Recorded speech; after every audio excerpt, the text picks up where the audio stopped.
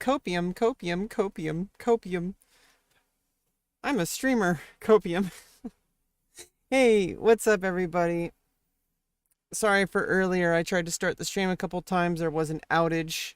The download speed was fine, so I was like watching some of my favorite streamers, like Botez sisters. They're getting hypnotized right now. It's kind of fun. But oh, wrong.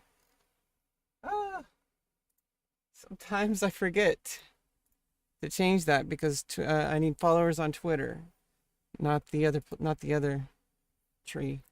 Uh, yeah, make sure to follow me on Twitter. The stream is live on Twitter. Make sure to send your links as a reply to the Twitter stream. I got my nails done, not really. I just kind of like, I have some really cheap, like $15 set of like, or $20 set or whatever of like, nail polish. It's like very quick and I'm very bad at it. It's very like bumpy, but I don't know. It's got the Rebecca style, okay, of being, you know, crude and rude. No, not really. I did my toenails like kind of like what is it? Aquamarine or like light teal or whatever. And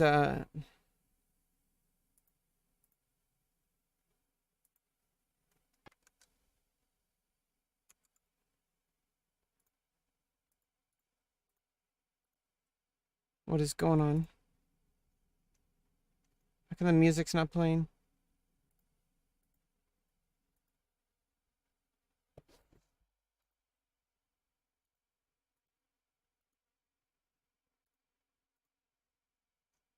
How come the music's not playing?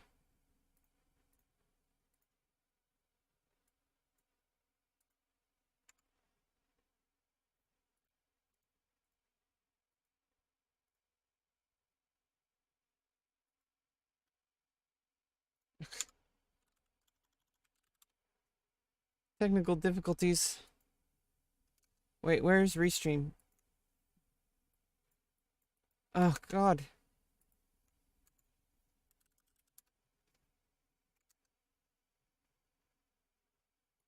There it is.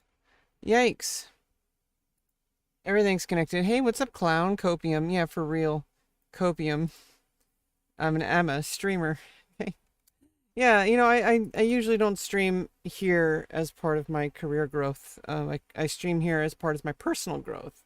I do have other streams that I can't mention here where it's like I am building my career, but I only do that Friday through Monday. Rest of the week is kind of like my days off or like my self actualization, other stuff like that. Kind of like if I stream, it's because I'm trying to work on something in myself, trying to improve my life. Um, Kind of not really a part of my growth strategy. Although I do have a couple people who show up to my stream, and I love them so much. So thank you for stopping by. I hope you enjoy your stay. Hope you give me a follow. Definitely give me a follow on Twitter. That's really like kind of where I'm focusing a lot of my growth right now, although it's not really working out too well. Although I did a post on Trainwrecks today, and on on a Trainwreck post, and with a picture of myself like last night, I guess, and it got like 467 profile visits. So success. I don't know if that really translates to followers, but hey, it's better, you know, it's exposure, right? I'm just trying to get myself out there, trying to write for my blog, all that kind of stuff. That's really beneficial to my overall career. My blog's probably going to be the most successful if I can actually write. Why is the music not playing? It's playing for me. Oh, I know why.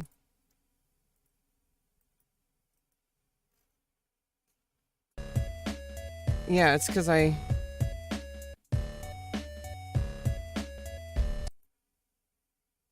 hit the button. There's like a button I can press. And if I press the button, it'll like, it'll mute the audio. I think I accidentally pressed it. Unfortunately, I had to order a new monitor, because I mean, I am going to have 3 monitors now. I don't know if I'm going to use all 3 of them, but I might use this one on the side just for OBS. But I don't know how to prop it up. I'll figure that out. I don't know if I'll do that though. I really don't need 3 monitors. I got a 2 monitor setup and it's perfectly fine. It would be nice to have a preview always open on OBS though, so that I know if there's any issues. I don't know, generally when I have a preview open, it's only because I'm doing like a just chatting, like full screen. I generally don't do preview other times. I don't really think I need it.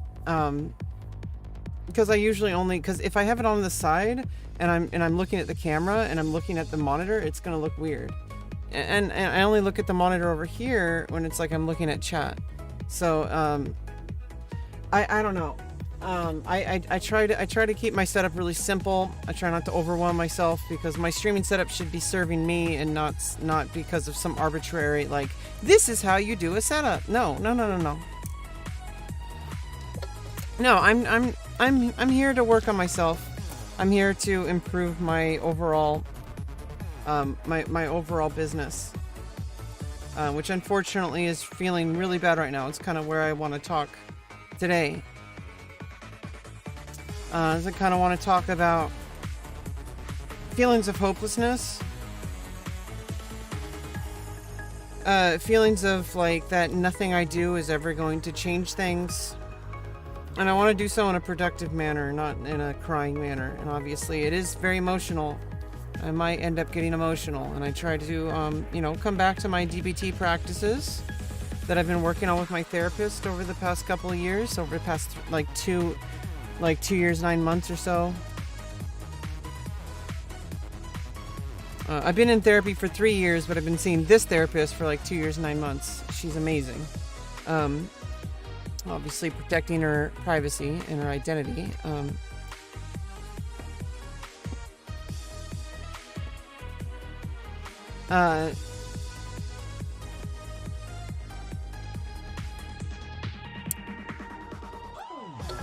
Basically, it's so easy to feel like nothing is ever going to change. Like, it's so easy to feel like nothing I do ever do anything about my life. It's so easy to like look at the state of the United States, for example, and feel like there's no hope. You know, like I just watched a Hassan, coverage of a documentary about housing, basically gentrifying trailer parks, which is relevant to me because I live in a trailer park. Now, fortunately, a nonprofit runs my park, and they're dedicated to helping prevent homelessness. You know, I was even told by the manager, as long as I'm here, it's like we will make sure you're not homeless, and it gives me a lot of reassurance. Because I try my best to live my life and improve my life. But sometimes you can do your best and it's just not enough. And so, I'm doing my best to try to escape poverty. I'm trying to do what I can, because I cannot be a wage slave. It's just not even physically possible. I cannot show up to a job day in and day out dealing with people when I have social blindness. And I have autistic meltdowns, and sometimes they just happen completely out of my control because somebody is trying to force me to be someone that I can't be. And it's not that I refuse to, it's that I'm trying my hardest to be what they want me to be. And it's been 30 years. I'm 34, so it's been like this since I was 4 years old. Where just I don't match what society wants me to be. And I was even talking, commenting on a Devin Nash video, talking about how to, develop relationships with people, and how, not even just my viewers, but I just like online interactions, but like in my real life interactions, people generally really enjoy me, like, enjoy my company. People enjoy talking to me. People appreciate my existence, and yet I feel like that's not the case. But that's a different issue. That's more of an imposter syndrome kind of thing. But there is a realness to it, of mind blindness, which is a huge part of autism, because autism is basically a social disorder. It's an inability to understand what other people want from you. And I have to train myself in order to guess what people want from me. And it's been a lifelong process where I've gone through so many different pitfalls, so many different, like, real life repercussions of failure to meet that expectation, failure to understand what people's motivations are, failure to understand why people are angry at me, failures to understand, like, why people, why something that I'm doing is not okay, and me getting defensive about it. And I've gotten less defensive, but there's a point where people are going to be trying to walk all over you, and I've learned how to not put up with that. But I've also learned a lot of, like, hey, some things are just, you know, reasonable requests, and it's easier to just, like, kind of take a step back and, like, kind of think about it a little bit. Now, I might think about it and realize that they're just trying to walk all over me, but that's a different, you know, at least I take the step back to, like, think about it, and DBT has really helped with that. You know, where it's like I can actually, like, get myself, my emotion outside of the problem, get myself outside of the emotion. It's not always, like, 100% guaranteed that it'll happen, especially if I'm having a really bad meltdown. But if I take myself out of the situation using DBT, that's basically it, is taking yourself outside of the emotion so that you can work with it objectively. Or more objectively. Because obviously your life is never going to be, like, this objective thing. It's always going to be subjective. And, you know, your experience, your mileage may vary.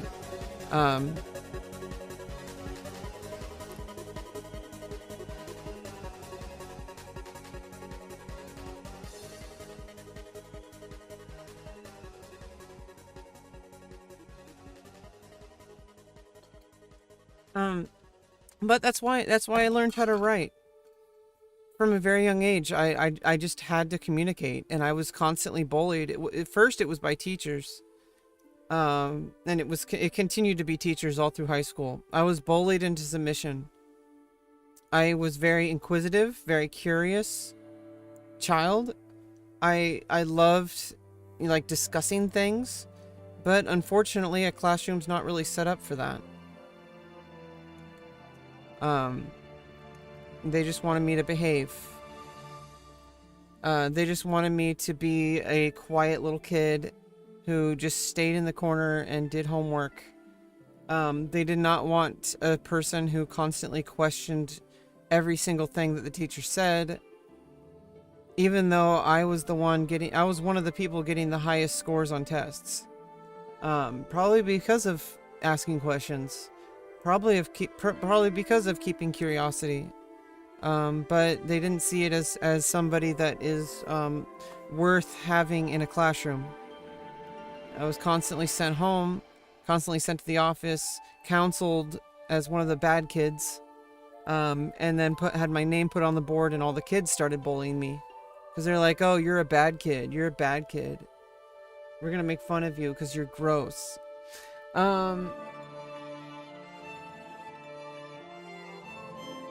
Turn into a chick who was planning to make it and escape poverty. Exactly. I went from, like, a broken, bullied child to, like, somebody who's like, you know what? I'm gonna fucking make it. You know, like, that's what happened. That's what happened.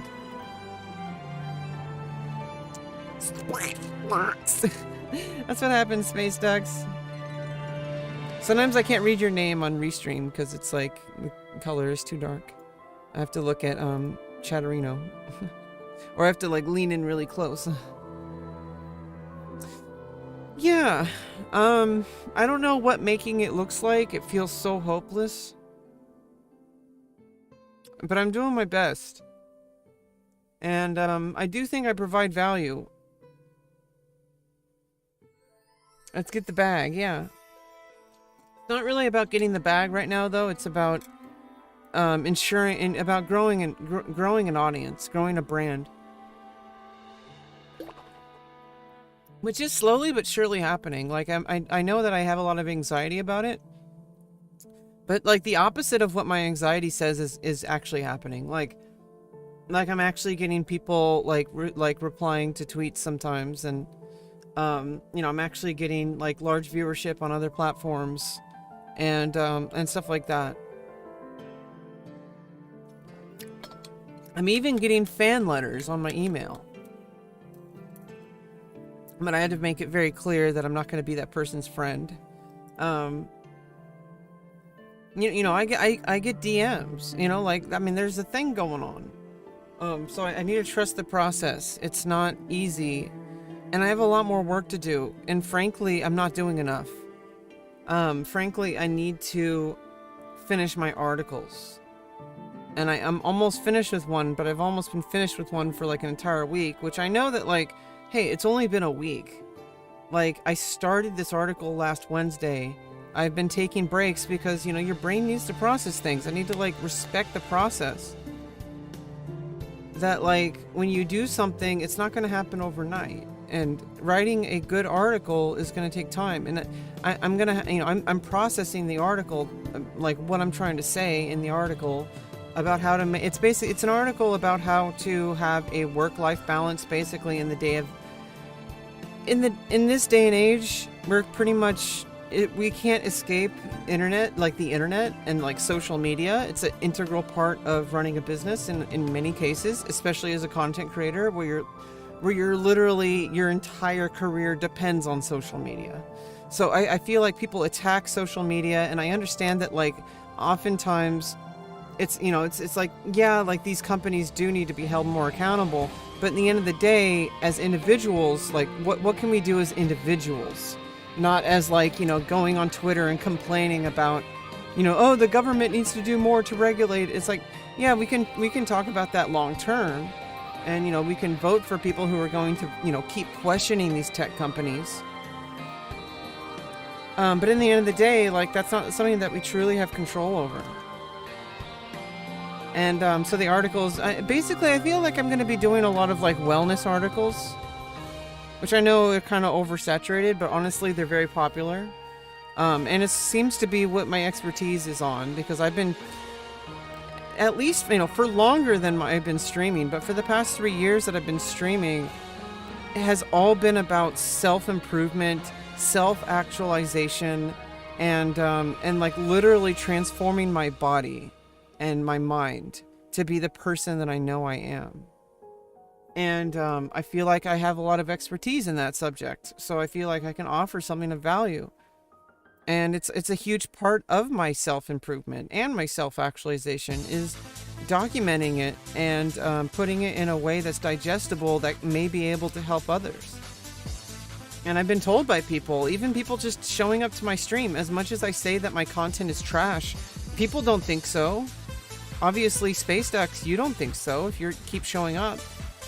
People find value in what I have to say. And so if even my lowest quality content, or at least in my opinion, my lowest quality content, if even that is doing well, then think about how far I can go with my deliberately focused writing content and my deliberately focused YouTube content that I could potentially do.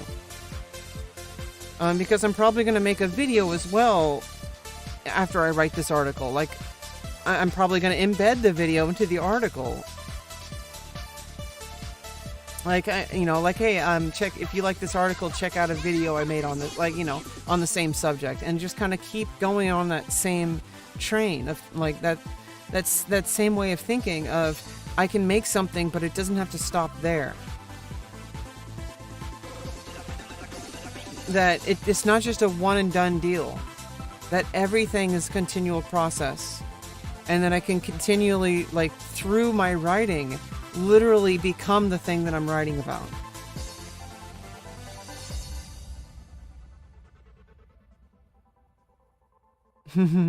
Yeah, I appreciate that you show up to protect the Rebecca.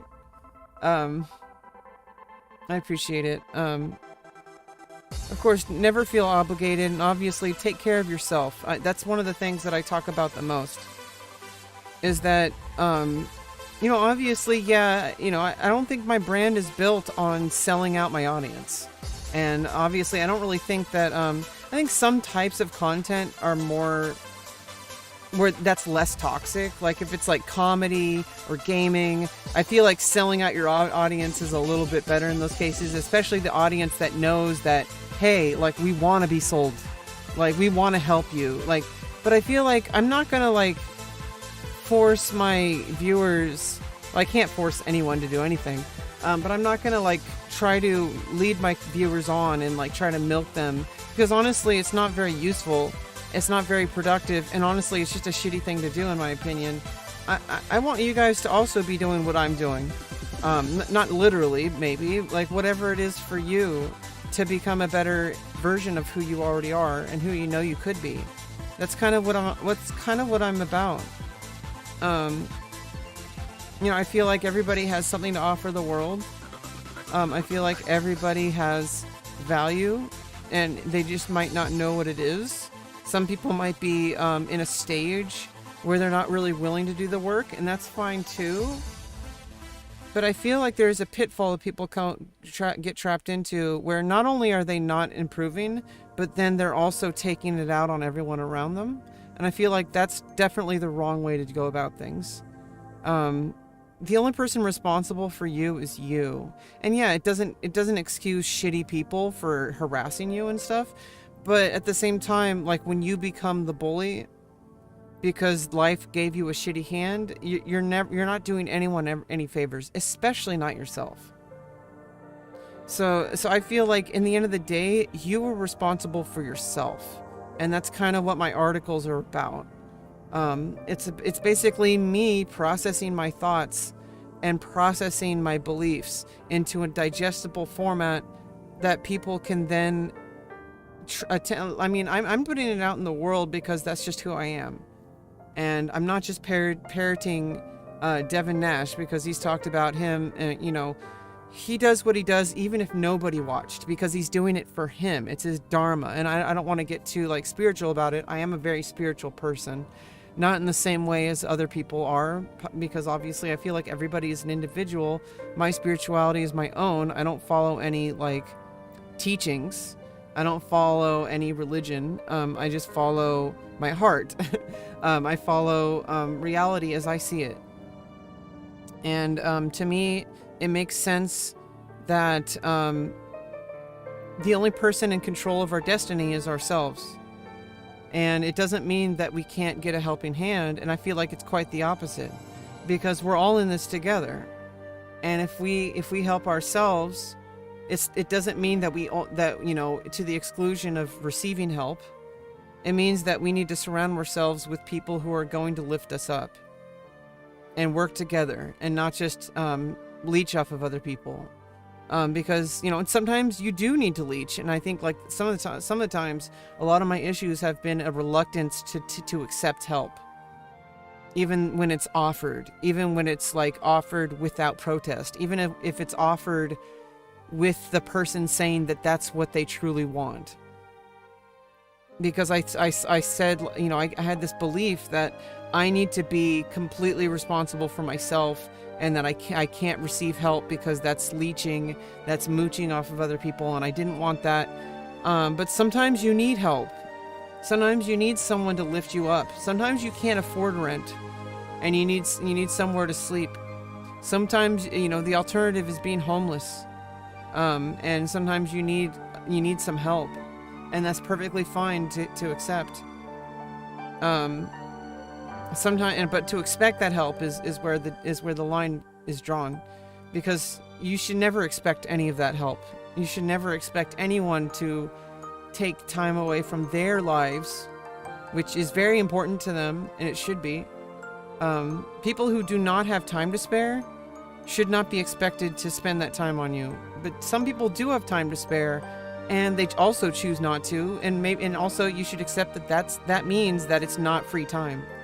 They, for whatever reason, even if you don't agree with it, that person has, you know, determined that their time is more important than helping you. And that should be respected, no matter what you may think it is, because you don't know all the details.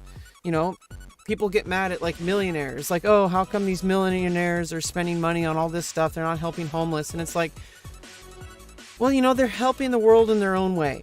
And even if you know, it might seem selfish, and maybe it might be, I don't know, but I don't think it's anyone's job to go around and point at others and say that person is evil, that person is wrong, because there really are evil people out there who go out of their way to harm people. like people who, the people who, buy out low-income housing units and then jack up the prices. That is evil. That is literally somebody taking people who are already stretching their entire life to a limit of trying to make ends meet, and then shoving them further down into homelessness. Yeah, you can always ask me something. I have a pretty open chat, but I'll make it very clear to people, or I'll ignore it if it's not something I want to answer. I kind of have like a pretty open environment here, but it's not completely open. Free speech is not free, meaning it comes with a responsibility that, saying things that harm others, that bring other people down, is not a practice of free speech, because you've displaced someone else at the expense of your speech. That's my personal belief, and I think that it's what people are forgetting whenever they talk about free speech on the internet. Free speech doesn't mean that you just get to go around and completely demonize people for being who they are. If you have a belief that trans people aren't their gender, that isn't free speech. That's hate speech. It's bigotry. It's a slur. That is hateful speech.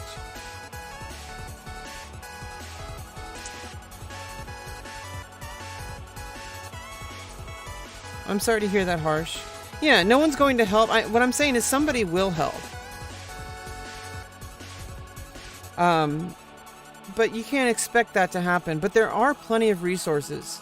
And for academics, I don't know your personal situation, but there's plenty of resources out there, and there's people out there who volunteer to help, especially at a lot of community colleges. I know things have been really, really bad since COVID for community colleges and colleges in general, but I do know that there's a lot of resources out there if you're willing to look for them and accept them. A lot of it is, isolation. It actually is proven to, it's actually proven that isolation, like social isolation, will actually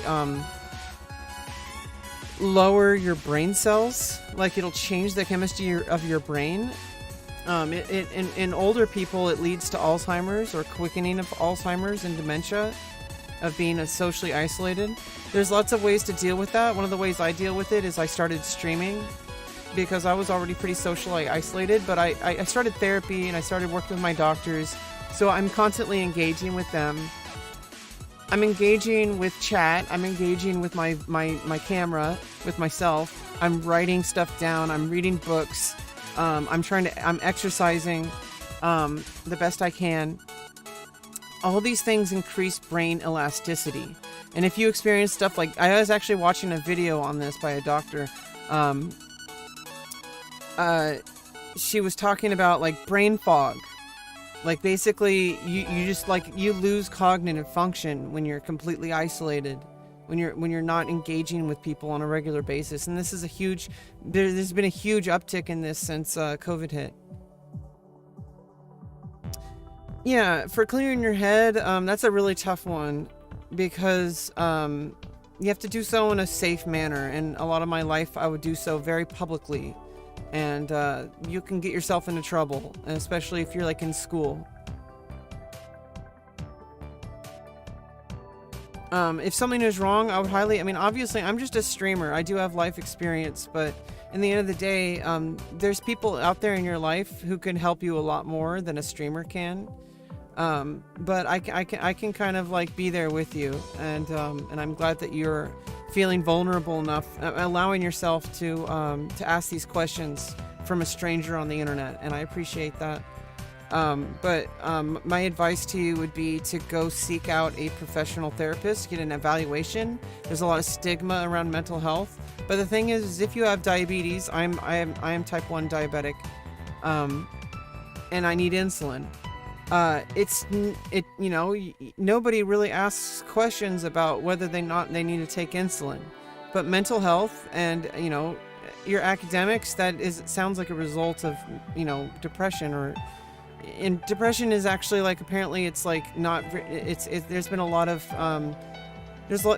new research into it, that it's actually more environmental and less clinical, though I'm pretty sure there still are clinical cases of depression. I'm pretty sure a lot of mine is environmental. There may be there may be like chemical. When I say clinical, I mean like chemical. That's what I meant, because clinical depression is still real.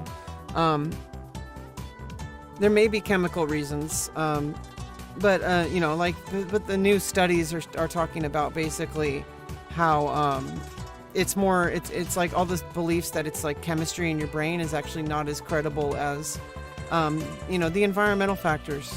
And I don't know. If you're diabetic and you seek out a doctor, and if you're having trouble in your life, you seek out a therapist. You get an evaluation. There might be something going on that has that you didn't know about, like ADHD or autism. In my case, I kind of had an idea a lot of my life, and I was just unwilling to admit it. I was like, no, I'm not autistic. I'm fine. And it's like, being autistic isn't a death sentence. It just means that this is a thing about my brain that I need to understand in order to overcome. Because if you're just guessing about what everything is and you're trying to do everything on your own, you're not going to do so well. And I know this from personal experience. Like 30 years. I'm 34. And I've had this problem since I was like 4 years old. I think the first 3 years of my life went okay, and then everything went downhill from there. As soon as I started interacting with other people. And then I started having issues with my parents, mostly my mom and my brothers. And I never had issues with my sister. Like, she's always been the most kind to me. Even when I was yelling and angry. And I don't want to dive into the past, but I don't want to dwell on it. But there's a lot of things that lead up to who we are today. And I am a beautiful person, and I'm a strong person. But I had to go through a lot of shit to get to where I am, and I don't have to do it again. It's already over. Nothing will change what happened. But it is what made me who I am today. And I think it's kind of toxic when people say, oh, whatever doesn't kill you makes you stronger. I feel like that's the most bullshit advice anybody can ever say. I don't even count it as advice. It's just bullshit. Because you can get a hammer and start pounding your hand. It doesn't make you stronger. People rise up in spite of their circumstances, not because of them. And I would argue that the person would probably be better off if they weren't subject to that, to the terrible life circumstances.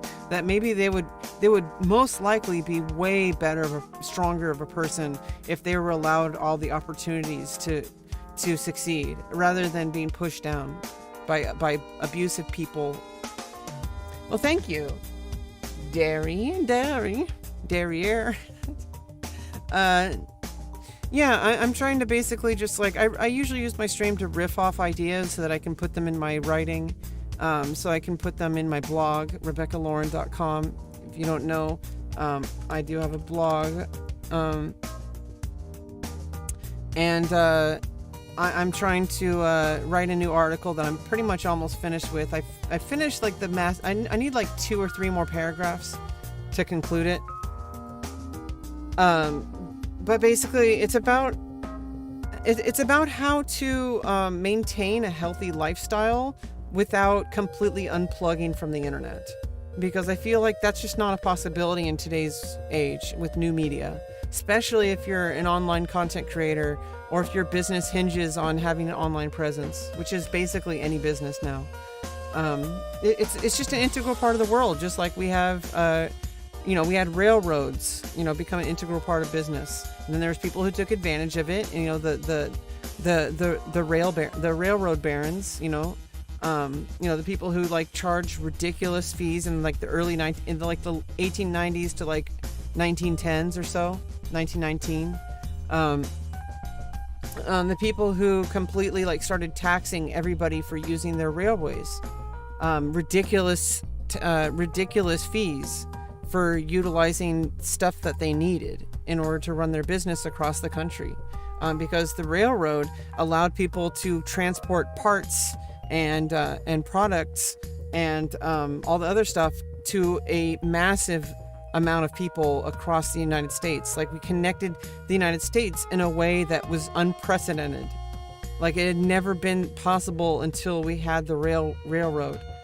And then there was people who bought out those railroads and had a monopoly over it and completely gouged all the prices.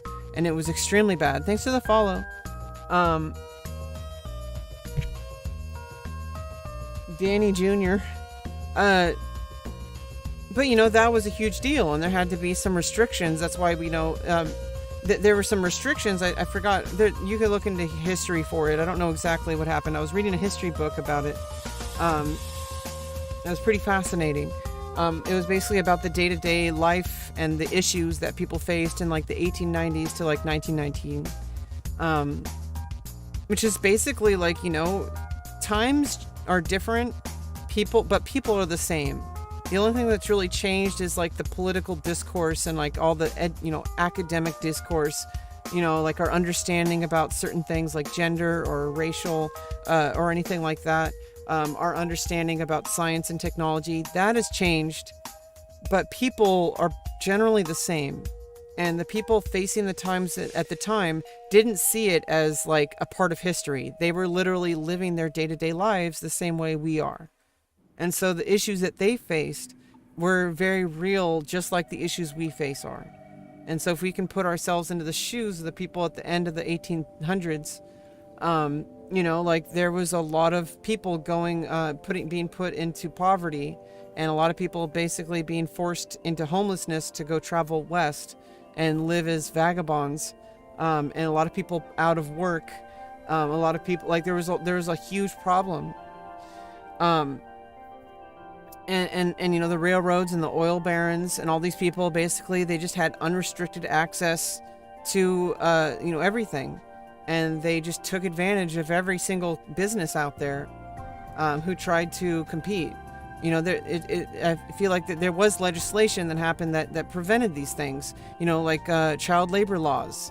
You know, like the 40-hour work week. You know, people had to protest for these and stuff like that. They had to organize. Protesting isn't just going on TikTok or going on Reddit. Protesting is a very deliberate action with legal actions with lawyers, and the protesting is about maintaining the resolve and gathering more people into the cause. And it has to be deliberate, and it has to be very focused and over a very long period of time, and it has to be nonviolent. That's the only way protesting really works. It can't just be random outrage, because that's been proven never to work, especially in today's age. Nonviolent, deliberate efforts with legal challenges are what works over time, and it's hard work, but it has to be done. And I'm not really in a position to be a part of that. But what I can do is I can share my thoughts with the world through my writing and through my word, through my voice. That's what I have. And you know, people have been very influential in the past. James Baldwin, a huge, very prominent figure in Black history, in the civil rights movement. You know, writing his life and his experiences as a Black man in a very eloquent manner, because he's a very eloquent writer, or he was, because he died. When did he die?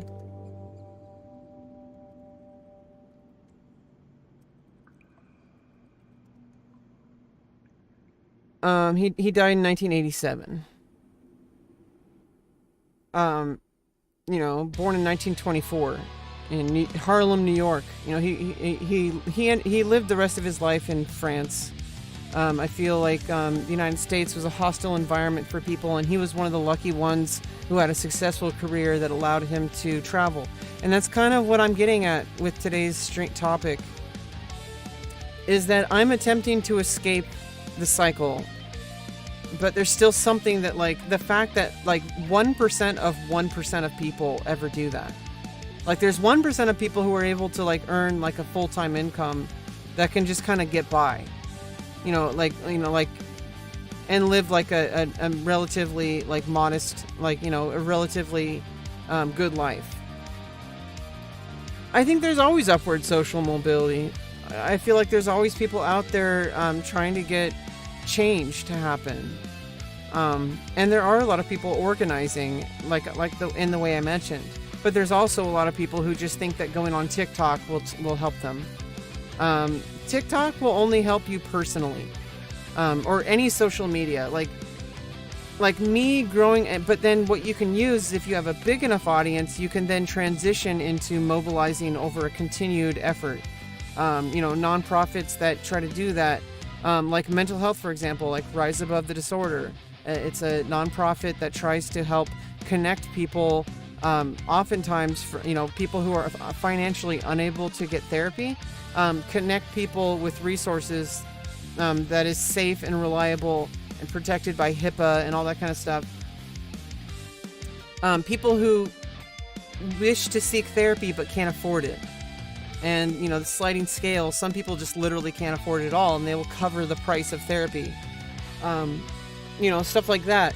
When you have an organization that's large enough, when you're collected enough, when you have a very focused goal, you can do amazing things. But if, most people can't really do that. Like me, I only have like 1,000 followers on Twitter. I can't get millions of people to, to get changes to happen. And, even people with like 1 million followers have a hard time. Politicians have a hard time. It takes deliberate effort over a long period of time with very specific goals. There's definitely always been social mobility, and it seems really bad because things have gotten worse, but things have also gotten better.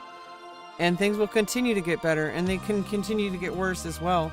And there's also more people here today. There's also more information. There's just more of everything. So it's like a double-edged sword. You get more good people, or you're going to get more bad people.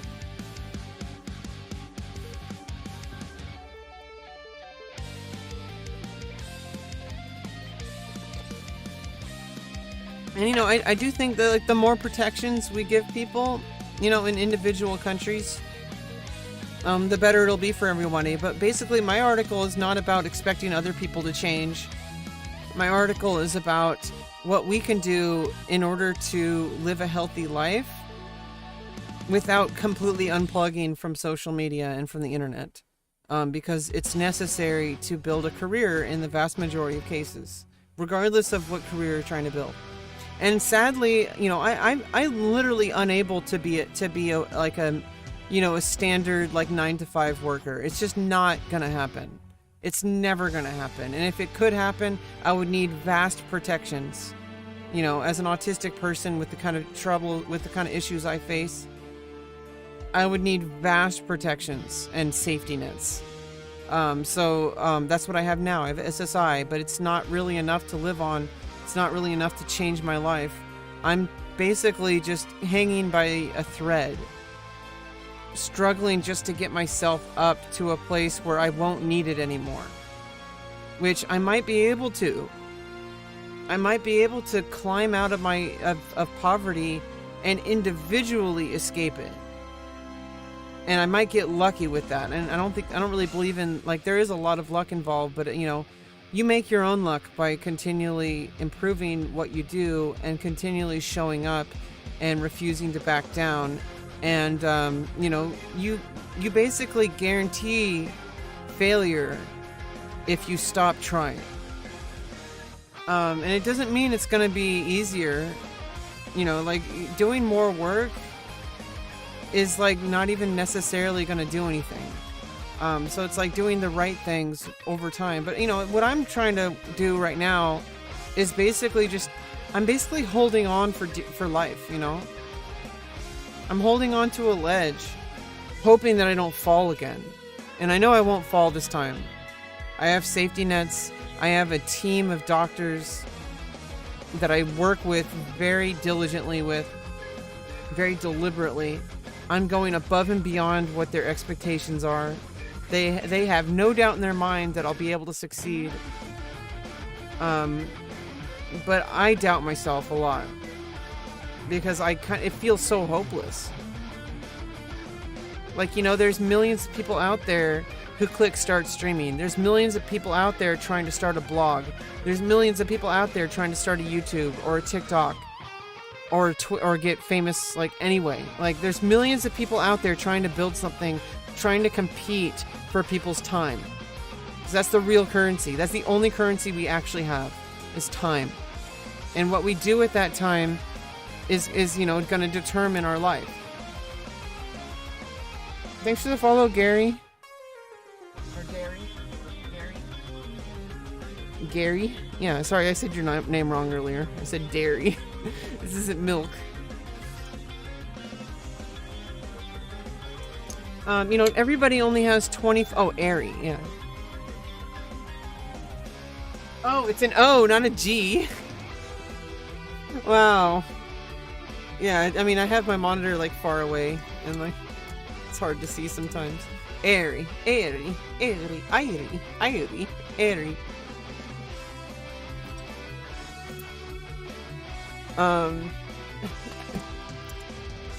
Sorry, Airy.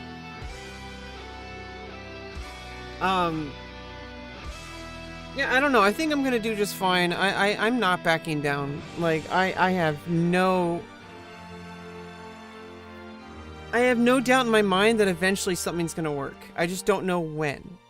And that's kind of the hard part, because, you know, there's a lot of things I'm waiting for in my life that rely on a lot of things working out. Like, I have my gender confirming surgeries on the calendar. I have my facial surgery in November, and I have my vaginoplasty next November, and then I'm all done with surgeries for my gender affirming care. Like, I'll be done, you know, except the maintenance, you know, all that. You know, I've already had orchiectomy, so that's already done. I don't have to worry about generating, you know, fighting estrogen with testosterone. I was able to half my dose of estrogen, which is, you know, puts me at less of a risk of heart attack and stroke.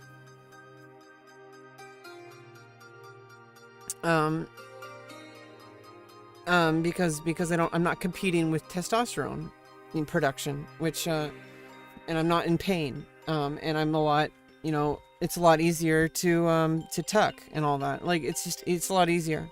It's a lot better. Everything's better since orchiectomy, and everything will continue to get better. And it's still difficult. There's a recovery process from surgeries. You know, there's things that can go wrong, but I have to live with the expectations that things will go right, because I'm doing really well with my diabetes. I'm down to like 7% A1C, which is the goal. The goal is below that, but for diabetics, 7% is considered really healthy. I don't smoke. I don't drink. You know, I've taken out all marijuana, and I don't plan on going back even after my surgeries. There might be times where you know, later on, you know, after surgeries, where I might need it, temporarily, but I'm pretty good about it. Like, I'm pretty good about it. I'm doing really well. I'm exercising. I'm continually trying to improve my health. I'm continually trying to improve my life in every single area. The only real problem is I'm just so exhausted, and I have this huge, like, just wave of depression and brain fog keeping me from actually doing the work. I'm in California. Yeah, learning how to code is super awesome, Tippy. I've attempted that so many times. It's really fun. Actually seeing, like, even just like making like a box, like a window that opens and has like a box of color, and then making like a little box inside of the box move around with the arrow keys. That's huge. Like, you literally make stuff happen. Like, that's crazy. It takes a lot of work, and I've never fully gotten through a textbook. I have a really hard time following through with things. Even the things that I've done for years and years and years of my life, like music, for example. I've been a musician for most of my life. So I was like 6 years old. I'm 34 now, so it's like 28 years I've been a musician, with periods of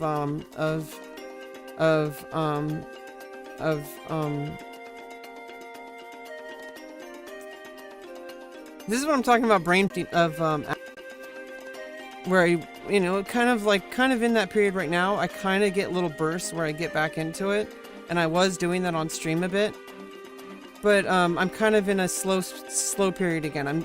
I've been trying to set things for long term, because right now I'm living in a trailer with my dad, and attempting to uplift my life, and get myself from the ground up into a place of independence.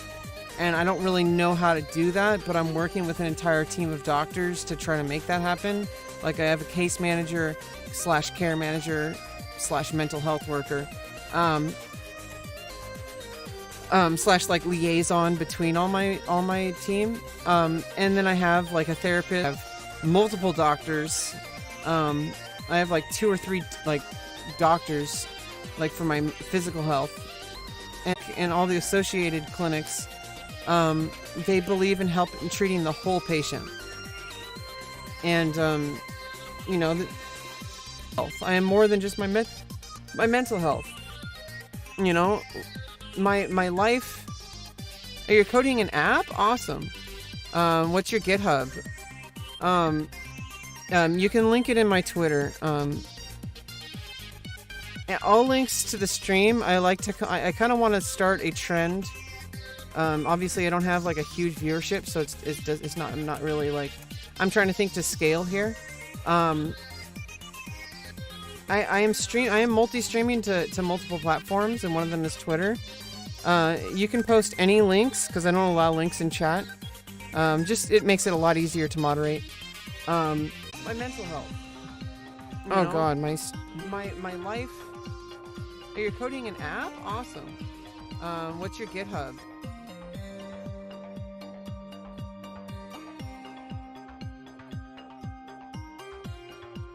Oh, there's more outages.